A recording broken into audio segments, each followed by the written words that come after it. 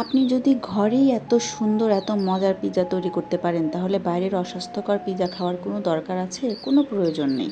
আপনারা যদি আমার এই ভিডিওটি সম্পূর্ণ দেখেন এবং আমি যে টিপসগুলো বলছি সেভাবে যদি ফলো করেন তাহলে আপনারাও ঘরে রেস্টুরেন্টের চাইতেও অনেক বেশি ভালো, পারফেক্ট এবং স্বাস্থ্যকর পিৎজা তৈরি করতে পারবেন আশা করছি।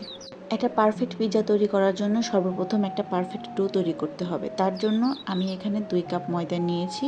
তার মধ্যে 3 টেবিল চামচ চিনি দিয়ে নিয়েছি, 2 টেবিল চামচ গুঁড়া দুধ দিয়েছি, 1.5 চা চামচ ইনস্ট্যান্ট ড্রাই ইস্ট দিয়েছি, 2 টেবিল চামচ সয়াবিন তেল দিয়েছি এবং স্বাদমতো লবণ দিয়েছি।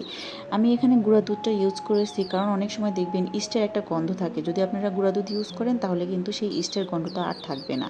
এরপর আমি শুকনো উপকরণগুলোকে হাত দিয়ে খুব ভালোভাবে মিশিয়ে নিয়েছি।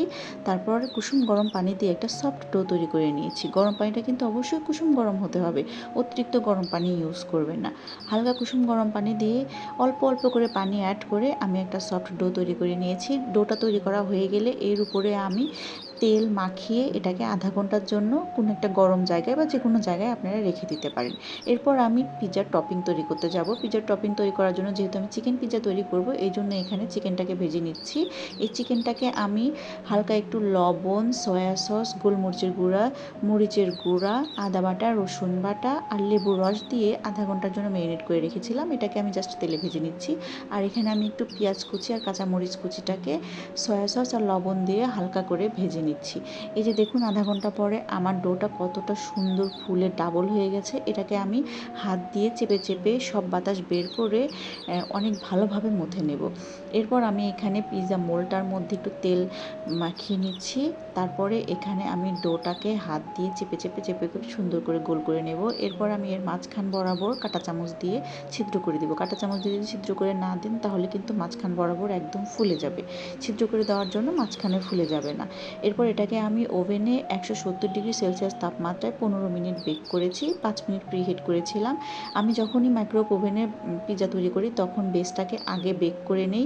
এতে আমার কাছে ভালো মনে হয়, কারণ অনেক সময় মাইক্রোওয়েভ ওভেনে পিৎজা তৈরি করতে গেলে কেমন যেন একটা কাঁচা কাঁচা ফিল আসে। যদি এভাবে আগে বেসটা তৈরি করে নেন, বেসটা বেক করে নেন তাহলে আর এই কাঁচা কাঁচা ফিল আসে না। যদি আপনারা চুলায় তৈরি করেন তাহলে সরাসরি জাস্ট টপিংটা দিয়ে আপনারা চুলায় বসিয়ে দেবেন। আর যদি মাইক্রোওয়েভ ওভেনে তৈরি করেন তাহলে বেসটাকে আগে বেক করে নেবেন। আর যদি ইলেকট্রিক ওভেন হয় তাহলে তো কোনো সমস্যাই নেই। ইলেকট্রিক ওভেনে তো পিৎজা খুব ভালো হয়। এরপর আমি এই পিৎজা বেসটার উপরে টমেটো সস দিয়ে নিচ্ছি এবং ভেজে রাখা সেই পেঁয়াজগুলোকে দিয়ে দিচ্ছি এবং সেই চিকেনগুলোকে দিয়ে এর উপরে আমি মজারেলা চিজ দিয়ে নিচ্ছি। এরপর আমি কিছু ব্ল্যাক অলিভ দিয়ে দিব। এই সবগুলো জিনিসই আপনারা যে কোনো সুপার শপে বা যে কোনো মুদিখানার দোকানেই পেয়ে যাবেন। আপনাদের ইচ্ছা যেভাবে পারেন সেভাবে টপিং তৈরি করতে পারেন। টপিংটা আসলে যার যে খুশি, কেউ চাইলে ভেজিটেবল দিয়েও করতে পারেন, কেউ চাইলে রান্না করা মাংস দিয়েও করতে পারেন, কেউ শুধু পেঁয়াজ, কাঁচামরিচ, টমেটো দিয়েও টপিংটা তৈরি করে নিতে পারেন। এরপর আমি এটাকে জাস্ট ওভেনে 2 মিনিট বেক করেছি। 2 মিনিট বেক করার পরেই আমার পারফেক্ট পিৎজাটা তৈরি হয়ে গেছে। দেখুন কতটা সুন্দর হয়েছে। এটা খেতেও অসম্ভব পরিমাণ মজার হয়েছে। রেসিপিটি কেমন লাগলো অবশ্যই কমেন্ট করে জানাবেন আর অবশ্যই বাসায় একবার হলেও ট্রাই করে দেখবেন। আল্লাহ হাফেজ।